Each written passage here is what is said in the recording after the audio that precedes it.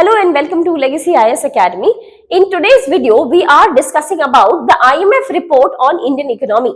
Okay, so IMF gives an annual report about the status of economy or majority of the economies. Okay, so what does it report say about our economy? That is what we are going to discuss. Okay. So majorly they have spoken on two parts. One is about the currency stability and the government stability, government debt. So what has been the remarks from IMF and what has been the government's response? That is what we will be discussing here. Okay. So with respect to currency stability, they have said that it has remained largely stable. Indian rupee has remained largely stable. That is what IMF has said. But what they have also added is, this has been added to but the time-to-time regulation carried out by RBI. So RBI has time to time intervened to ensure that the currency has remained largely stable. Okay. But government has responded that rupee has been intervened only in case of excessive volatility. So that means if too many FDI went out of India, they have carried out they have taken the foreign currency from India to outside. Only in that case RBI has intervened. Or if we have too much influx of foreign currency to India, only in that case RBI has intervened. Government as well as RBI says largely we have not intervened, but that is what RBI says, that RBI has intervened time to time, but all in all the purpose has been satisfied, that is about currency stability. It has remained largely stable. So that is the good news. There is one more thing that they have discussed about, that is the government debt. Okay.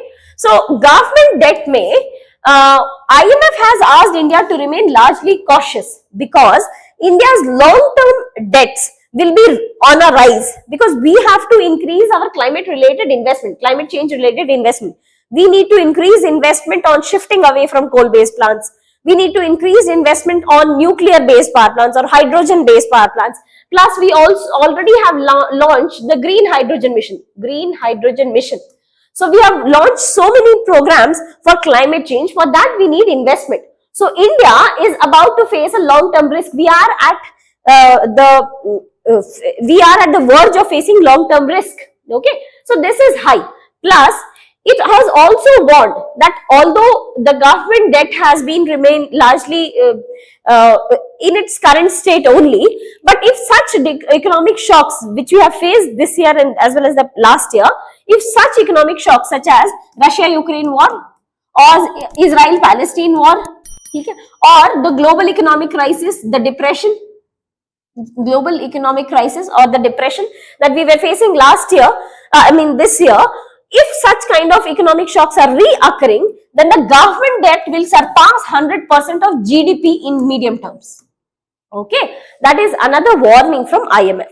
But what has been the government response to this? Government says that whatever debt you are seeing is majorly sovereign debt, and this sovereign debt is actually in terms of rupees, so its real value is very, very low. Okay, so sovereign debts is actually low because its real value is in rupee. Secondly, the debt has remained largely stable, which was approximately, if we see the long-term picture, what IMF is seeing is 21-22 co, 22-23 co, it is trying to compare with 2021 or 21-22. But the government says that if you try to compare it with 2005-6 data, then the same government debt was 81% in 5-6 also. It has remained so in 22-23 also. So, if you see the long-term picture, the government debt has remained more or less same. So, that has been the government's response. But if we talk about the currency value has deteriorated only by approximately 2 rupee. Okay? Approximately by 2 rupee it has deteriorated. So, why this narrow decline in currency value? So first thing, and this was the time period that we are talking about in December 2022, that's last year, to December 2023. Okay? This has remained largely stable or with a small decline. That is because of net foreign investment increase. That means we have had more amount of foreign currency entering into India. Okay? Secondly, increase in forex reserves. So, amount of dollar available or amount of foreign currency available in India has also increased. Okay? Plus, the decline in trade deficit as well as CAD. So our trade deficit as well as current account deficit has declined. Because of all these factors, there has been a decline in the currency value. Okay. So that is what has been the remarks from from IMF to Indian economy.